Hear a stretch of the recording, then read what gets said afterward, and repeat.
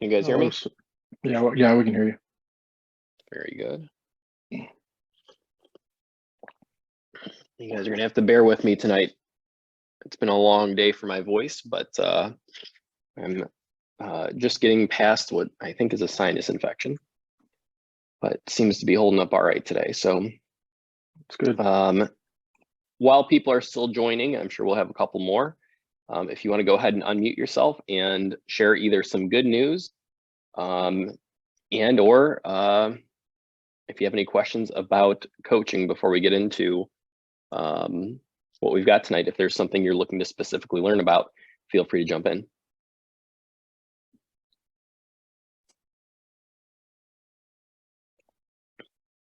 I'll share a piece of good news. I came across someone who was looking for a rental the other day, and I connected her with one of our agents on our team, and they were able to find something and come together. So that was exciting. It's awesome. Yeah. Very good. You never know where that will land. Yeah, exactly. Very good. Yeah, I had one of my first luxury sales was actually from a $1,100 a month rental. I showed up and they pulled up in this $1,100 a month rental, but they pulled up in like this $120,000 Mercedes, and I'm like, it's a little bit unique. What's going on? And she's like, oh, I'm renting this property for my friend, but I'm actually I'm a cash buyer on a different property in Chagrin Falls. And I was like, well, I can help you out there. So that's great. So yeah, take on any leads we can. What other good news do we have?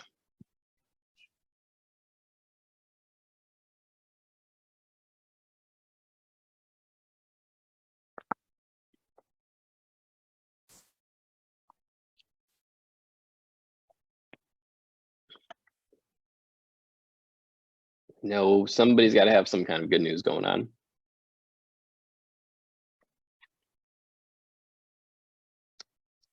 I will share one. It looks like I might be doing my first, what we call a subject to transaction, where myself and a partner might be buying a $1.5 million property in a subject to condition. And what that means is we are not taking on any debt, yet we are the buyer, and it's cash flowing in a very good, positive way. So that's an exciting thing, and I think we're going to be seeing more of that. If you saw somebody on our Facebook page talk about different types of owner financing transactions, and I think we're possibly going to be seeing that if interest rates continue to go on the upward trend that they are, but we will see what happens. Either way, exciting to get involved with my first one. That's awesome. Congrats. Thank you.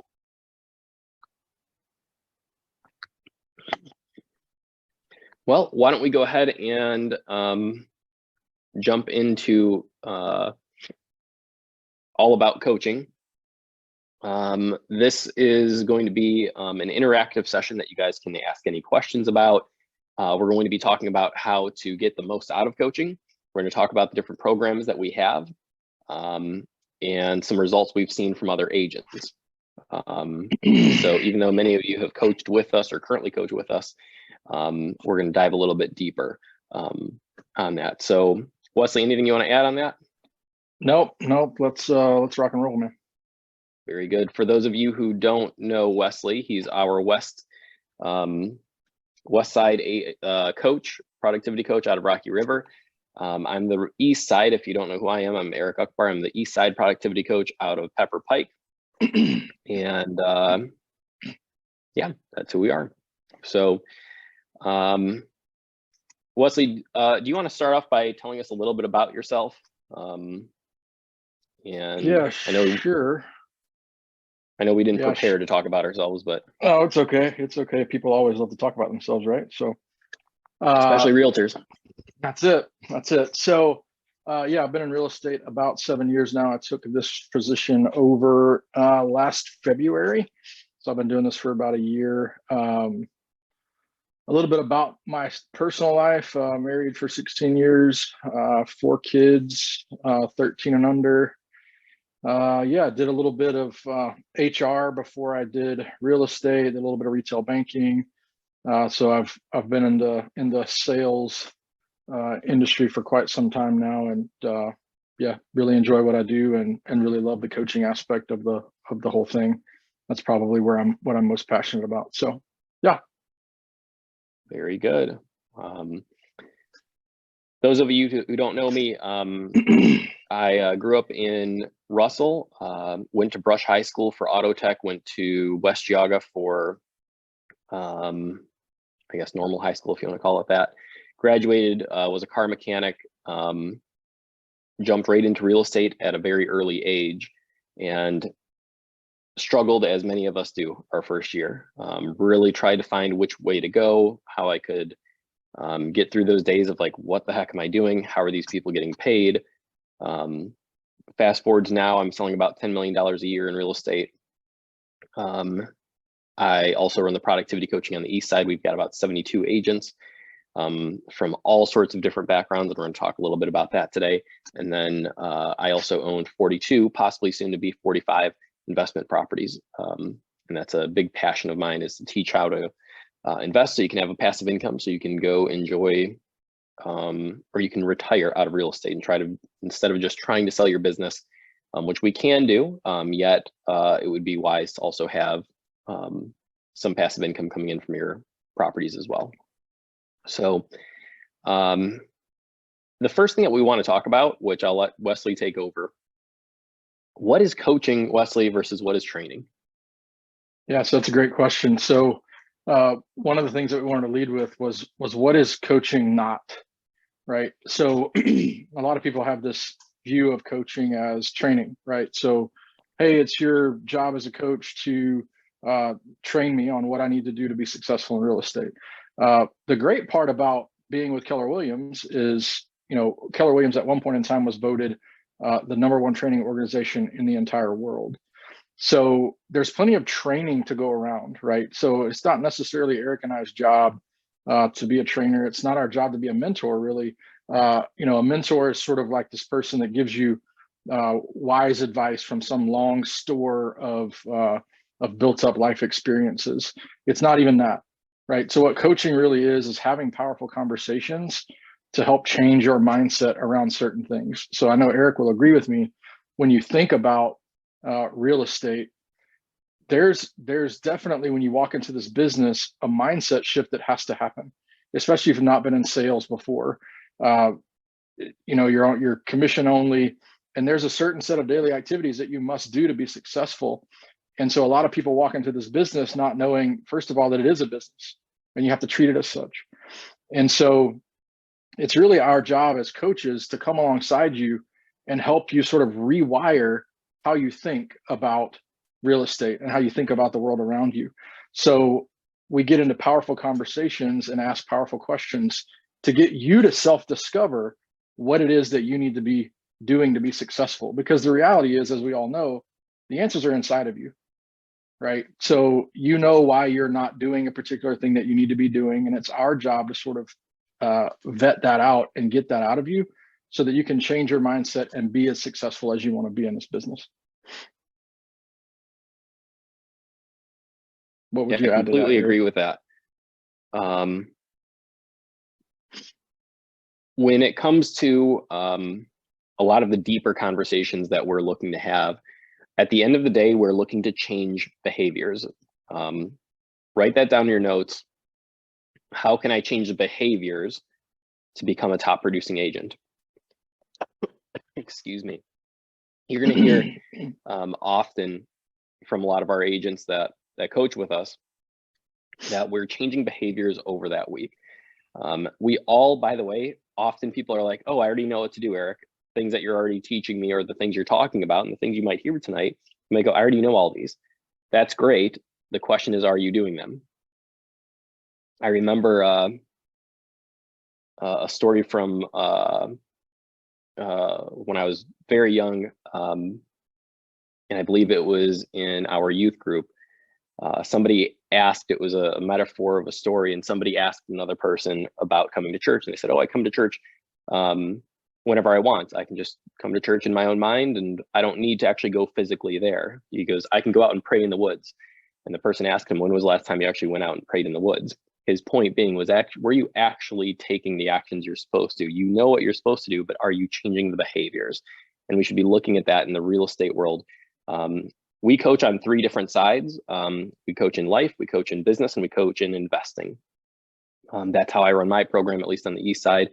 And we're looking to grow in those 3 categories. But the reality is what Wesley's talking about in coaching, we're changing behaviors, not just telling you what to do or giving you some fancy ideas. Really diving into the conversations of, you said you were going to lead generate this week. What really got in the way? And not like coming down on a hammer with you and going, you know, you're so terrible and you shouldn't have done that, and so on and so forth. It's, let's really dig into what that is. Many of you know the book, The One Thing. Does anybody know what the one thing question is?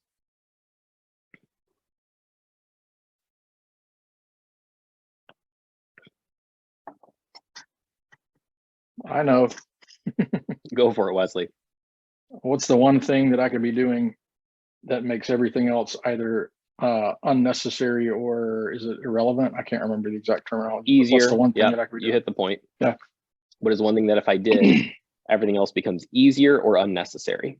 Mm-hmm. So if that's the case, I will ask my agents often, what do we think that is? Anyone besides Wesley?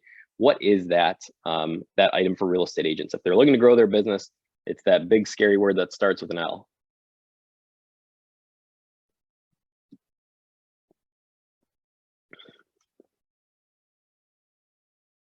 Lead generation. Lead generation.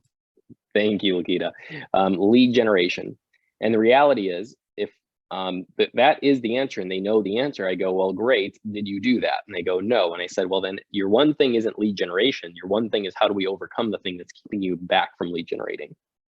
And if we put in all of our time and effort to go, well, it's really just, I'm not focusing. I'm not getting into the office and doing the things I should be. I'm letting my distractions control me. Then your one thing now is, how do I overcome these distractions? If it's, hey, you know what? My family members treat me as a part-time babysitter all the time, and I got to go run around and pick up kids for family members, or go put out fires for them, or whatever that could be, or run errands. Can you do a quick stop? Then it's, hey, maybe our one thing this week is to talk with your family about putting boundaries around your work schedule. Often realtors, one of their biggest challenges is putting their family in check to let them know, yes, I am my own boss. That doesn't mean that I don't work. I still have to get to the office and I still have to do things at specific times. Even if nobody else is depending on me, I still have to be there to lead generate. Even though the people that I'm lead generating to are not expecting those calls, I have to get it done during a certain time. So that's the difference. When it comes to training though, you know, we're often talking about with training, that's going to be, sometimes our coaching sessions are training sessions when we go into how to write purchase agreements. I do that on my side of town. Wesley, do you do how to write purchase agreements on your side? Yeah, on occasion. Yeah. So occasionally our training does happen, and we're hitting the high level items to get out there with. Yeah, and I'll add to some of what you were saying just a second ago about you know, your one thing shifting based on the reality of what you have going on. That's the stuff that Eric and I love to talk about, right? Is, okay, that didn't happen, so let's come up with a plan, right? So it's not just us saying, oh, you need to do better, right? It's not us saying you need to try harder. It's us coming alongside you and saying, hey, listen, we want to help you with this. Let's figure out what's going on. Let's give you a plan and a way forward, so that doesn't continue to happen, and so that you can be successful. And that's the stuff, at least for me, and I'm pretty sure I speak for Eric too, that's the deep work that we love to do and we love to help people with. Absolutely. It's so much fun to watch somebody who's struggled with something for weeks, months, years, even decades I've had, and it's right in front of their face, yet they don't realize it until we actually bring these questions up. Wesley and I have done intensive training. We've flown out of town to go for training, and it's not very simple to be a coach and to understand how deep these conversations can go. So why don't we move on to, well, if anyone has any questions, stop us at any time, but we will jump right into the Well, different types of programs that are out there. I want to add just a quick story really quick, just to sort of drive home that point. Sure. We coach to the whole person. And so one of my coaching clients early on, 60-year-old guy, so fairly stuck in his ways, fairly stuck in, sort of how he liked to live his life. And one of the things that we were able to draw out of him was where his motivation lies. So he said to me, on many occasions during one coaching session, we were trying to get some of the stuff out of him. He says, well, my motivation is money. Everything that you ask me, it's just going to be about money. I want a better car, a bigger house, more money, sell more houses, so on and so forth. But by asking him a bunch of questions to follow up with that and drawing him a little bit deeper, what we realized is that his real motivation was he wanted to appear successful in others' eyes. And so that's the real good stuff that you can get to when you coach. And so then we coach around that. Okay, so what does that mean, and how does that affect how you literally do everything in your business? And so it was a light bulb moment for him, and his business totally changed. Right? He's getting listings, he's doing deals, all because we sat in that moment and tried to help him really figure out what was going on, up here. So that just goes to show you the power of good coaching and what it can do for you and your business. Yeah, absolutely. It's a lot more than just having a conversation and bringing actions together. It's really changing behavior and changing our thought process. That's when we know we're making a change. It's so fun, so great to watch these agents grow to where they are. And we've got, if we have time, we'll talk about some of the numbers and wins we've had and stories like that. Wesley, why don't you take over, like, what are your different programs that you have? How does it work? And are you at capacity, or do you have room for more people to join your program? Yeah, that's a great question. So I've got, it's sort of a 2-in-1. My side of town is a little bit different from Eric's in that I don't have nearly the amount of people in his program. I don't have as many as he does. So basically what I do is I do a group coaching session for agents that are within their first year of the business every Wednesday at 11 a.m. Now, if you're in that particular program and you're within your first year of real estate, 10% of your GCI is paid by our office to me for your first year. So you don't pay any of that fee. The great part about that is you get free 100% access to me and to a coach. So during that first year, what I have done is, instead of separating one-on-one coaching from group coaching, I do them both for every person that I have in my program. So you can come to group coaching. I expect my clients to come to group coaching.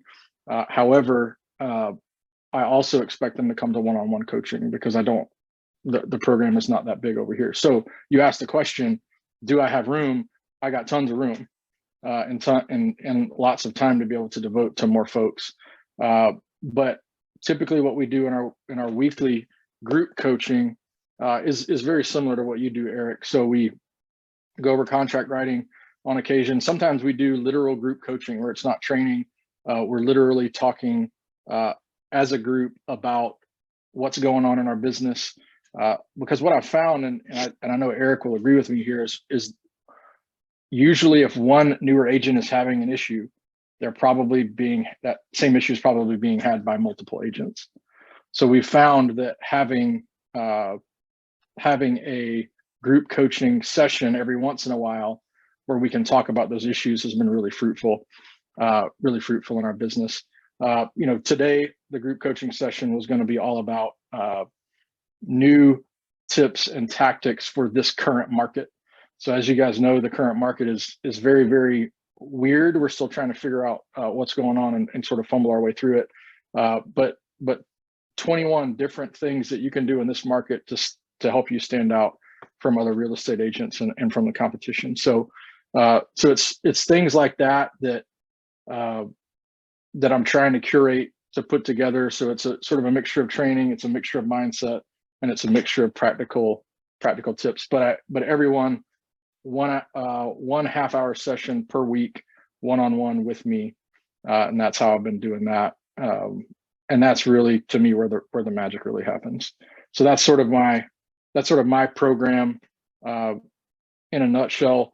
There are options to, if you're outside of that 1 year, you can certainly join me for one-on-one coaching. That 10% gets paid by you out of your GCI.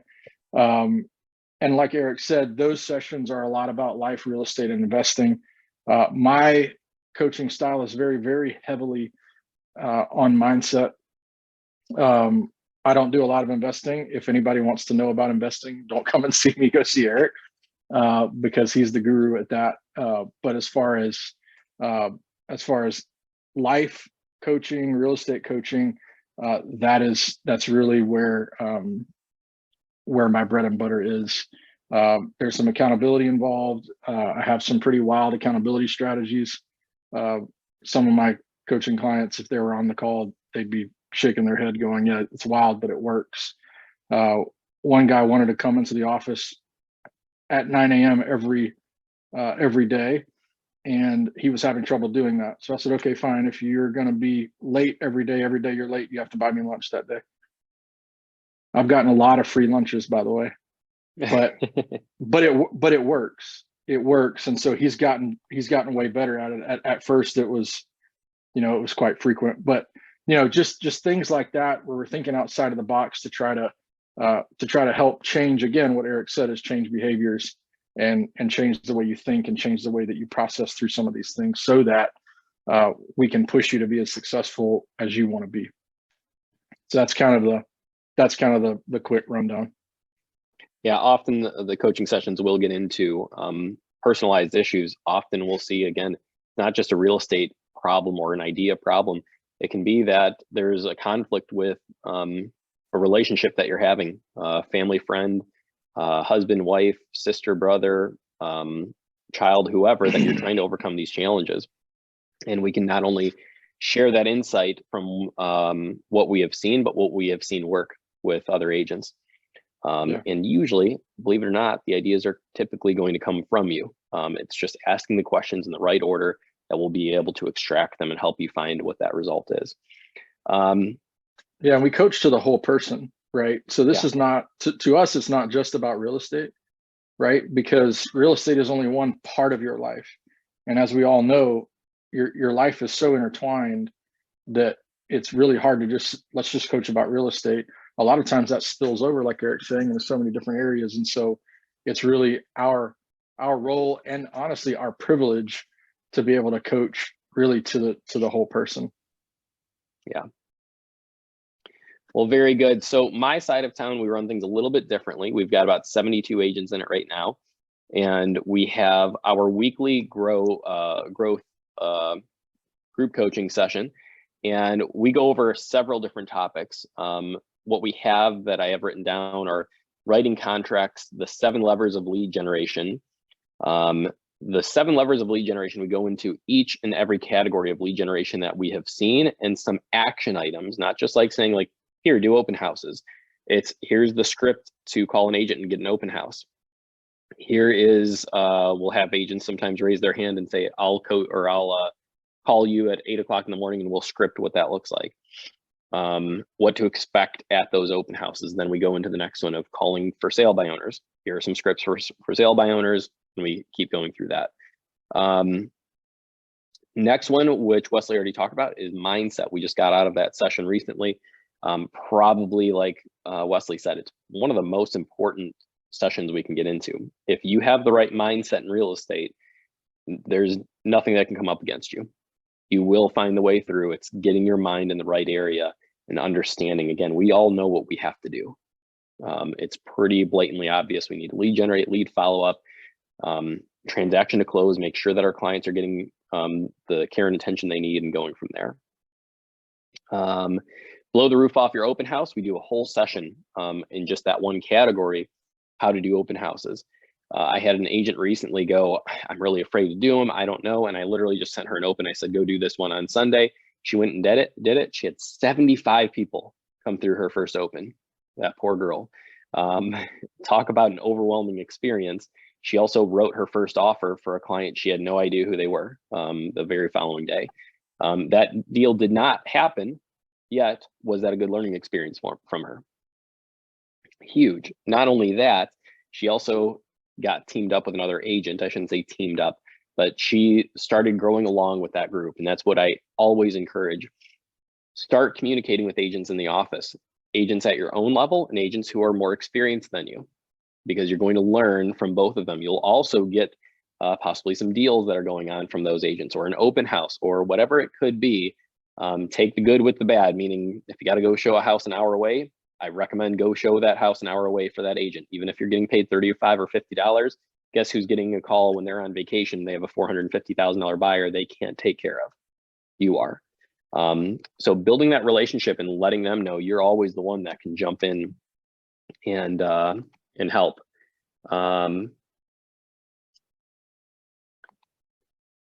Next one we have is a live listing presentation. So we do a complete live listing presentation of exactly what our listing presentation looks like. And I've developed my listing presentation for have not mets. We've had plenty of agents duplicate it and use it, even agents who look very, very young and are brand new in the business, and they've gotten through the entire listing presentation and the agent or the seller doesn't even ask them how long they've been in the business, how old they are, or any of the common questions. How many homes have you sold? It's all about asking the right questions and practicing it. The agents who have practiced it have done very well. Live buyer presentation. So how do we actually present to a buyer? The whole purpose of an open house, number one, is to sell the house we're in, yet that happens very rarely. Number two, which happens very often, is getting clients' information and setting an appointment. If you're not getting their information or setting appointments, you're wasting your time at an open house. It is highly unlikely someone's going to walk in and go, oh my gosh, this is perfect. We don't have a realtor. We want you to write our contract. It's usually not that easy. I don't know that I've actually heard that story ever happening. So I have had agents do opens and sign a purchase agreement the same day, but not quite that easy. It's pretty rare. So we're going to talk about the live buyer presentation. We do a pipeline and a follow-up. This is super important. We do the 30 and 2, meaning 30 people in your buyer and seller pipeline, 2 pending, meaning you can go full-time in real estate. I've had plenty of agents go on that plan, and the whole deal is every week they report their buyer and seller pipeline. And at the end of the, once they get up to 30 people in their buyer pipeline and seller pipeline, meaning people they believe will transact with them in the next year, they have 2 pending deals. They almost always pull the trigger and move forward with quitting their job, which is a scary item. But if you're looking to go part-time to full-time, that's the prescription for that. We also do a Q&A session, usually about once a month. And this is really good for everybody to just kind of say, here are my problems, here's how here are the challenges I currently have.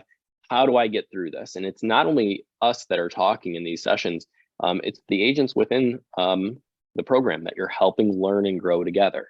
And those experiences are one of the most valuable, because those questions you have are everyone else has in that same group. Create and follow your 411. We just started doing that session this year. We do this with our one-on-one clients every week, but our 411 is exactly what we go, here are the challenges I have to overcome this week. So that's our group coaching. Any questions on that?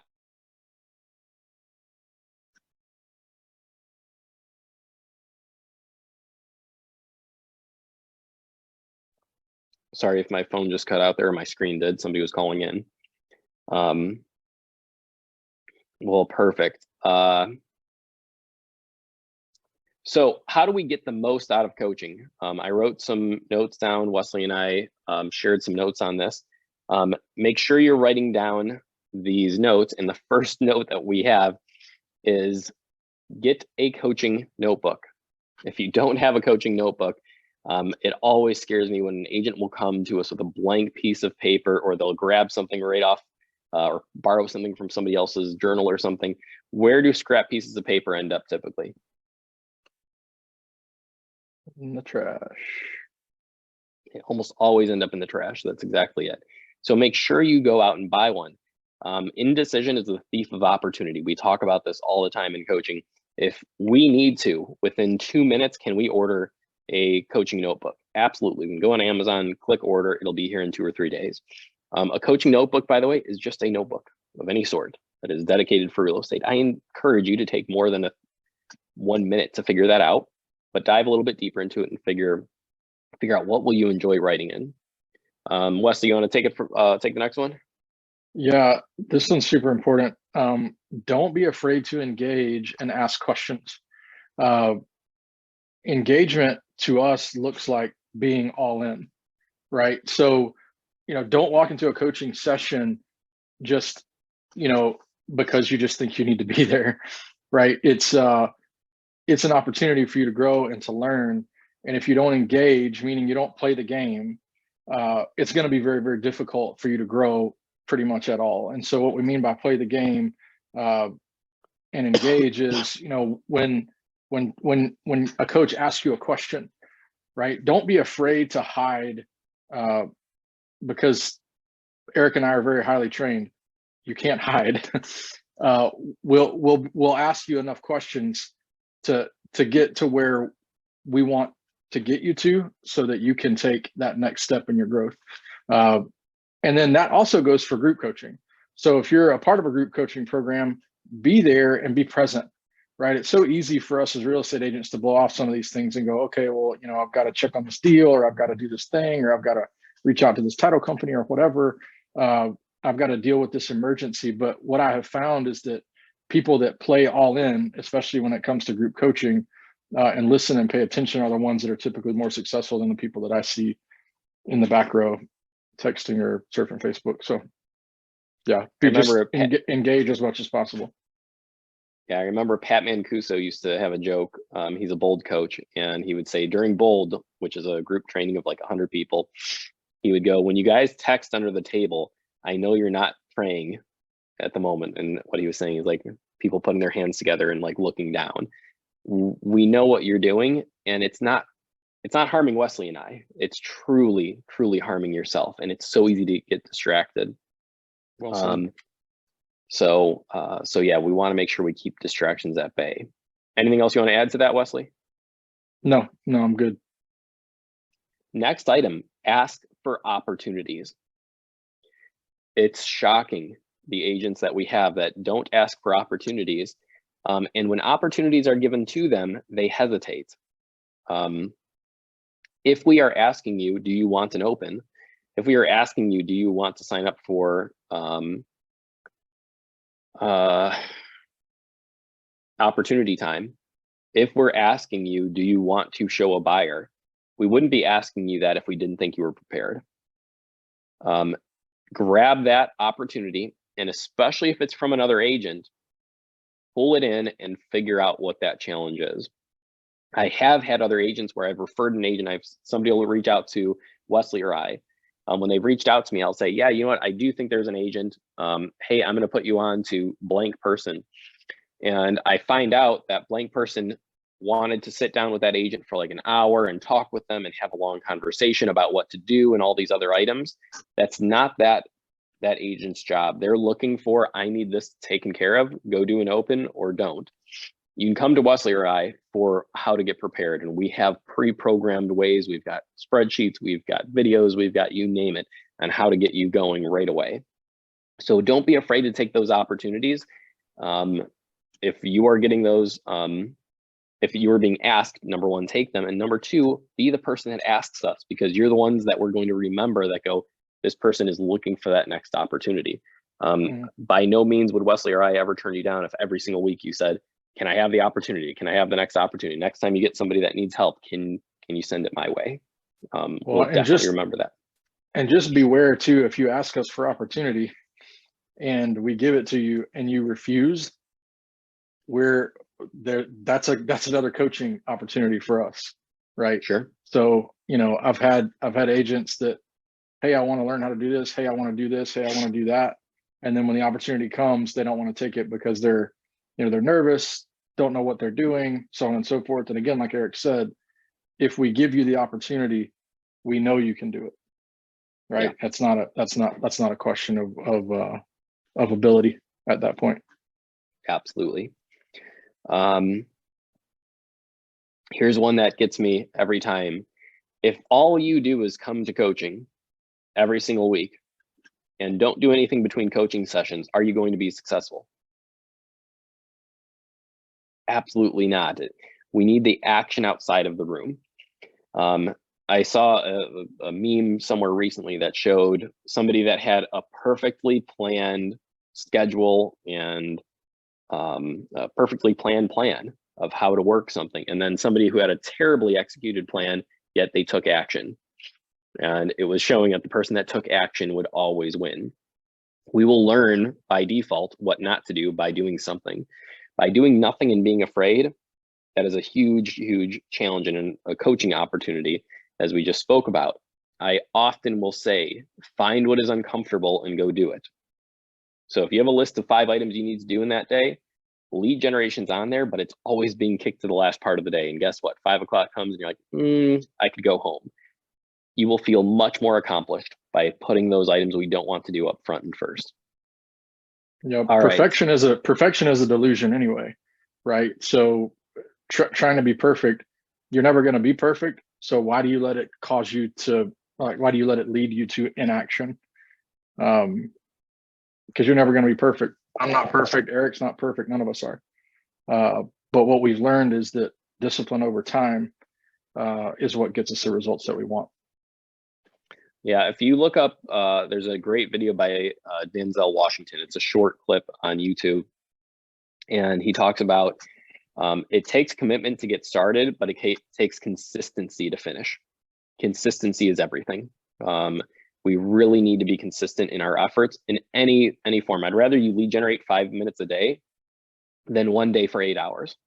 I've never watched an agent start their first day of lead gen and hit the ground running with 8 hours. I actually did have an agent do 8 hours, and I'm sorry, they've done 8 hours, but I've never seen him hit appointments. It was 0 appointments the first 8 hours. His best day, he had 7 appointments in 3. So that was consistency over time. And guess what? That was his 3 hours of lead follow-up that he did during a day, not lead generation. He's like, I'm just going to take all of today and go through all of my leads and just catch up with everybody and go through lead follow-up. 7 appointments in 24 hours. It was insane. But we don't do lead follow-up unless we have great lead generation. The saying that I always say, though, with that last point is education without implementation is merely entertainment. And it's very important that we understand that. You can come to coaching sessions and feel entertained and feel like you're doing something in real estate. Unless you're executing on these ideas and taking what we have into the real world, it's not going to go anywhere. Brandy, what is lead generation? Great question. I'm going to give you Gary Keller's answer to that. It's very simple, and we could laugh at it, yet it's very true. Anything that generates a lead. Anything that generates a lead. Some agents do open houses. Some agents do cold calls. Some agents do circle prospecting, meaning they just call the same neighborhoods over and over and over. Some agents do what they call expireds, for sale by owners. Almost the key to everyone's business, at least half of it or more, comes from their database. So not only talking to your database and letting them know you're a realtor, but also growing your database, finding more people to add in. There's an agent that I coach that calls that his exchange list. Those are the people that are more like acquaintances. They know who he is, but he doesn't call them like a close friend or somebody that possibly even knows he's in real estate. So his goal is to grow his database by like 5 people every single week and getting those people more into his database that know him and know that he's a realtor. So yeah, that's what lead generation is. It's the most important thing. If you do lead generation, you're going to learn how to write contracts. You're going to learn how to use command. You're going to be forced to use all these items.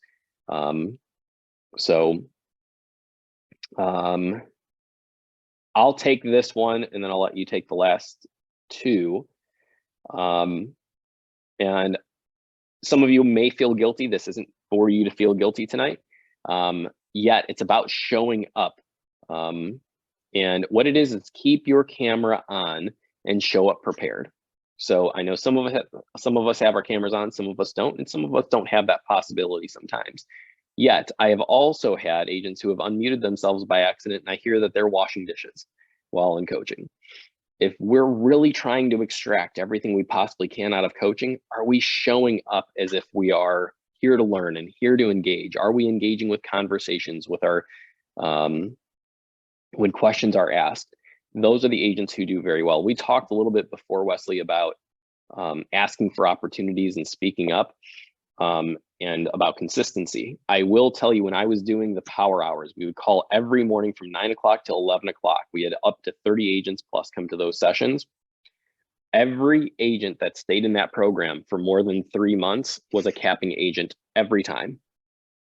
And I would love to tell you that it was because it was me that was making the calls with them. Absolutely not. It's about being consistent. If you are a consistent agent over 3 months doing an hour and a half or 2 hours of lead gen, and you're with like-minded people that want to see you succeed, you will succeed. It's as simple as that. That is not easy, yet it is very simple. Wesley, I'll let you take using real world practice and not copy and paste. Yeah, so this is a big one too. So use real world practice and not copy and paste. So one of the things that I know Eric does, one of the things that I do with some of my brand new coaching clients is I make them write contracts and not, and I want them to fumble through it, right? Because they need that real world practice. And this goes right back to the opportunities things that we were talking about earlier. The biggest way that you could grow in this business is by failing. And that's like that in anything that you do, right? The best educator, right, is failure most of the time. So we want you to get out there and do an open house, even though you don't really kind of know what's going on, right? Get out there and fumble your way through it. That's what's going to educate you the most, not just, Eric and I could both give you book after resource, after journal article, after all these things that would teach you how to do these things. But the reality is, until you go out and do them, you're still going to be a novice at them, right? Eric and I both, Eric's been in this business a lot longer than I have, but that's how we both learned, right? You have to learn by doing, not just by hearing. And so that goes back also to what we said a second ago about using what you learn.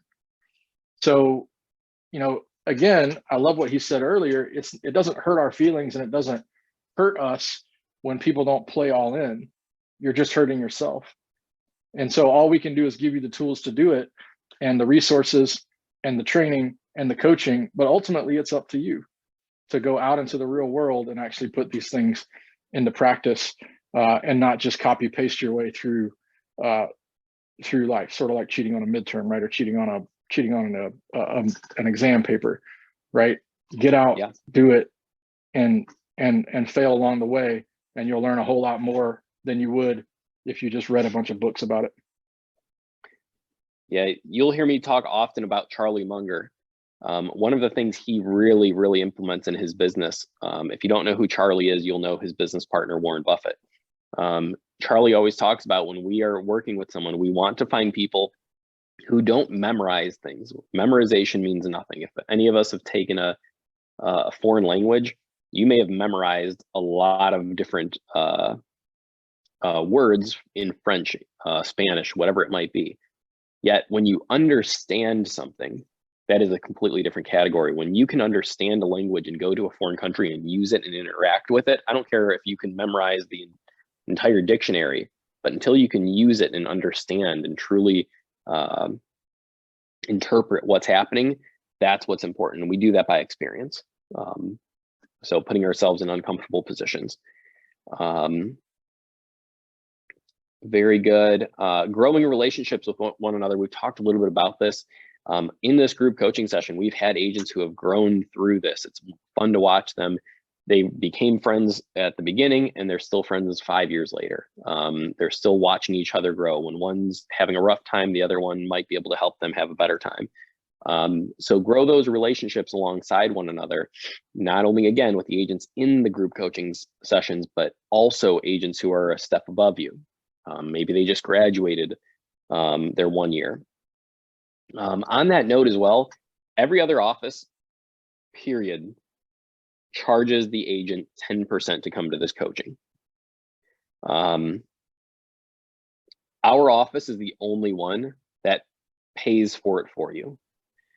Although the challenge with this, and I've actually brought it up to the leadership before, I would rather almost charge the agents because they will see the sacrifice. The top month that I had one agent pay me for coaching, which was 2 hours total of calls, was $10,000 in 1 month. That means that they made over $100,000 in that month. He will not miss a coaching session, and he will be there for exactly what we are supposed to do. If he doesn't have his 411 within 5 minutes of us leaving, he's like, what do I do? What are my next steps? When you treat it as something that can really help you grow to that next level, again, what price is what we pay, value is what we get. So really treat this as something that you are paying for. Wesley, I'm going to let you verbalize what you just put in the chat as well. I appreciate you saying that. Yeah, for sure. So we're sort of at the end of what we wanted to say about coaching, but we'd love to hear some feedback from you guys about what are your questions about coaching? Preconceived notions, or just random questions that you want to ask. We'd love to take the next few minutes and try to answer as many of those as possible. Feel free to type them. Go for it. So I'm new. I'm Spencer. This will be my third group coaching, and I'm not sure how the topics are selected for the week. Like how, especially with the new people coming in. So how do you guys decide which topics to pick or talk about for that week? Wesley, I'll take that on this. She's in my side of coaching. So we rotate through those 7 different, well, it's more than 7. I think we have about 11 different sessions. We mentioned about 7 earlier that we rotate through, and we used to post them up ahead of time. The challenge was when we would post them ahead of time, agents wouldn't show because they would go, I already know that topic, or I'm not very interested. Every time that somebody comes to any type of coaching, any type of session I go to at family reunion, bold, a local event, even if I've gone to bold 6 times before, I'm going for a 7th to learn 1 more item. So the requirements for a lot of teams that have agents that show up for coaching is come to every session period for your first year. They say you're allowed 2 weeks off throughout the first year. You can miss 2. Beyond that, you're coming to the entirety of the sessions. Now, the other thing that I've mentioned before is if you have a topic that you want to learn about, please bring it up to us because we're happy to involve that. And sometimes, like Wesley said, there are certain topics that are great for certain times of the year or a certain change that we have in the real estate industry.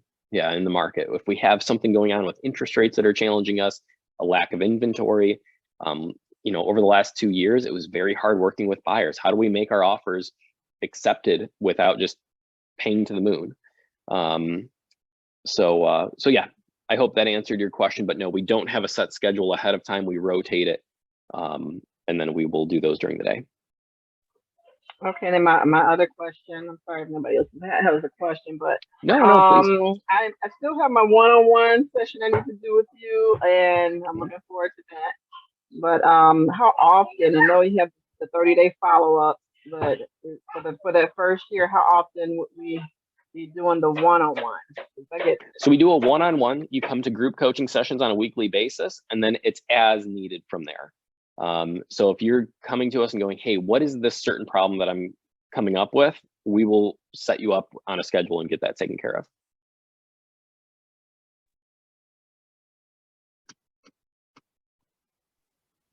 Could we meet with you one-on-one every week? So we have to graduate you to that session. And we would what we normally do is post 1 year or at least 5 transactions under your belt.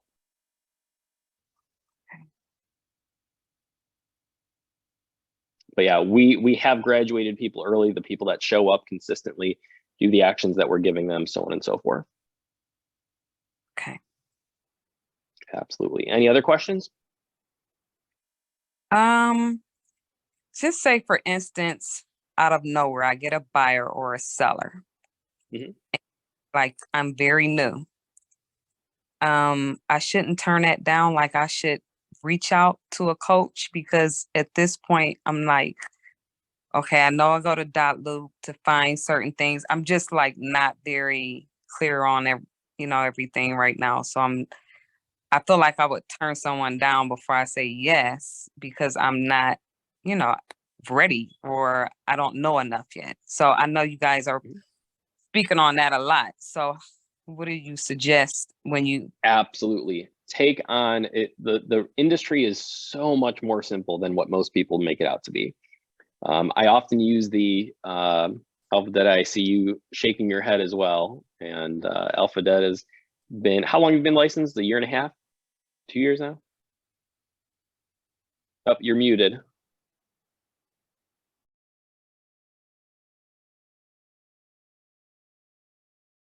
I want to let her answer that question for you. Actually, I'm 2.5 years in. Yes, so this will be my 3rd year. Now, Alphadetta, what would you recommend for Brandy on that? Should she be turning down a lead or not? Oh, absolutely not. That's why you have coaches. That's why we have Eric and Wesley. Yeah, it's and you get your pointers from them, and then you move forward with it, and they're there to help you. All you have to do is pick up the phone, text, email, and they'll respond. They'll be right there for you. And so much. I'm not a techie person either, but it's a lot online on the KW YouTube system as well. So yeah, I'll thanks so much for definitely say go for it, take it, and then reach out. So Brandy, we often have this, and remember, we've coached hundreds, literally hundreds of agents. Not once have I had an agent fall through the cracks and not be able to get what they need done. What Wesley and I are going to do though in those scenarios, if you've ever gone bowling before, what are those things that they put over the gutters? Gutter rails or something? Gutter guards or bumper, I don't know. bumper guards? Bumper bars, sure. Guards. That's what we're going to be. We're going to let you fail as close as possible, but we're going to make sure that there's no possibility that you go into the gutter, if you will. We're going to keep you in the rails. Often agents will find it very frustrating during a coaching conversation because, and honestly, Wesley and I are just as frustrated by not being able to tell you the answer. We're going to walk you through a series of questions to help you go through the pattern in your mind of how to solve the issue. Instead of just going, here, use this addendum. We're going to say, well, what is the problem? How could we solve this problem? Who's all involved with this? So on and so forth. Yet, often I use the examples of for sale by owners. For sale by owners are not at all trained for writing purchase agreements. Yet, how many for sale by owners write their purchase agreements? All of them. And usually they get the job done just fine. They can get it done. I'm not encouraging you to just go willy-nilly and write contracts. That's why we do our 5 practice agreements that we will check, correct, and send back to you. That is the most important form that you can really get to know. A listing agreement is literally 2 pages of the easiest contract you will ever see in your life. So if somebody's like, hey, I'm looking to list my home, it is way more simple than you think it is. By the way, every for sale by owner lists their property on Zillow, which Zillow has pretty much the same information that we put up on the MLS. They're inputting how many beds, how many baths, how many square feet. Yeah, we're going to teach you tricks and tips along the way. But yeah, never turn down an opportunity. Worst case scenario, you have something that's outside of your wheelhouse, an odd commercial deal, a $2 million buyer. Something like that, we're going to go ahead and match you up with an agent who can go 50-50 on it with you and take it from there. But yeah, it never feels like the right time to get started, but that's always the right time. One more question. How many coaching sessions is it before you start back over? Is there a total? Usually about 11 or 12. And then again, we usually rotate in there once a month of a Q&A session. Okay, thank you. So you're pretty much turning over once a quarter. Yeah. Right. Yeah. Yeah. Now keep in mind as well, we have our 297 agent, which if you haven't gone to 297agent.com, use it, go through it. It's amazing. All the resources of your normal frequently asked questions are on there. Secondly, use our Facebook page. It is phenomenal. I've watched agents ask an odd question at 2 a.m. and it's answered at 2:05 a.m. By our top agents. You have over 400 agents that reach out on that Facebook page. If you are not on our Facebook page, get on there and sign up and be interactive. Nobody's, just say hello. Hey, I'm ready to take opportunities. If anybody needs somebody to show homes or do open houses for them, I'm your agent. You'd be shocked at how many agents will jump in on that. Any other ahas or questions anyone has? I do. One more question. So, Sure. I'm pretty sure the agent goes over the house with, like, just say, for instance, I jump in and say that I want to do an open house for an agent. They do educate me on the house. They don't just throw me in there, because I definitely want to know what, I'm showing them. Common question. Now, I will tell you the way that the majority of agents go into this. I often talk about in the open house session, we want as many questions as possible not to be able to answer. I know that sounds counterintuitive, but the answer is if they go, hey, let's say I'm doing the open, hey, Eric, why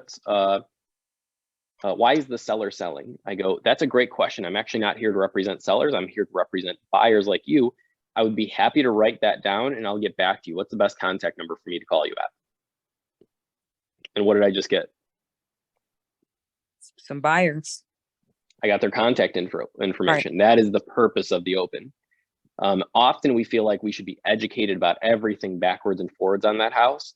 And the answer should be absolutely not. We should be able to find anything we want to online. But if a buyer is asking a silly question about like, this is an odd color in the living room, why did the seller choose to pick out this color? That's, again, a great opportunity for you to follow up with them. Now you can call that agent and ask, random questions. Hey, I saw the house was on the market for 6 months. Why is it on the market? I saw it went under contract twice. Why did it go under contract and come back to market? Is there any additional information or home information fact sheet? You can. I will tell you, usually agents do that their first 1 or 2 opens, and then after that they go, I know I just need to interact with these buyers. It's about building relationships at the end of the day. If you can build a good relationship with those buyers and then follow up, that shows them that you care enough to follow up with them, even with the silly questions that they might have. Wesley, do you have anything you'd like to add to that? No, I think that's brilliant. Yeah, there's there's so much stuff we could tell you about open houses. I mean, Eric literally has an entire class on it. So, but no, the one thing that I would say is, I love what he said about be as ignorant as possible when you go there, because that's the best way to get somebody's contact information, because that's why you're there. You're there to lead generate. And that's a really, really incredible way to lead generate, is just by not knowing and not lying, but just saying, I actually don't know, but I'd love to get back in touch with you. What's a great number to reach you at?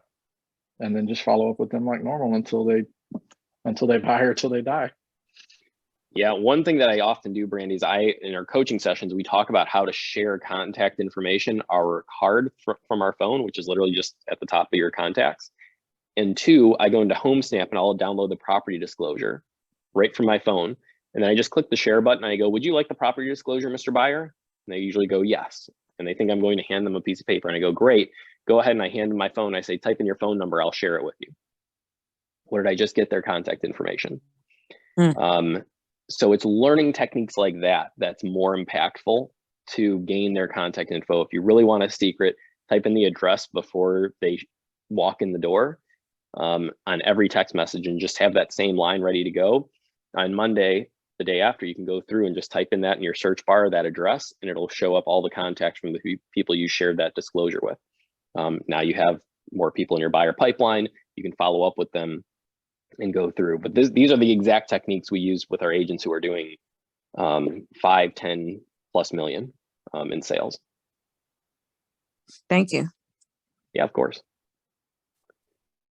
Well, we are 1 minute over. Happy to answer any other questions. I see somebody else had something in the chat, but it was just thank you. You're welcome. On that note, that's all about real estate coaching. If you're looking for more information about it, feel free to send us an email. We'd be happy to talk to you about it, see what other opportunities are available for you. And we appreciate everyone showing up. Remember to bring your notes. Remember to show up. And we'll see you all soon.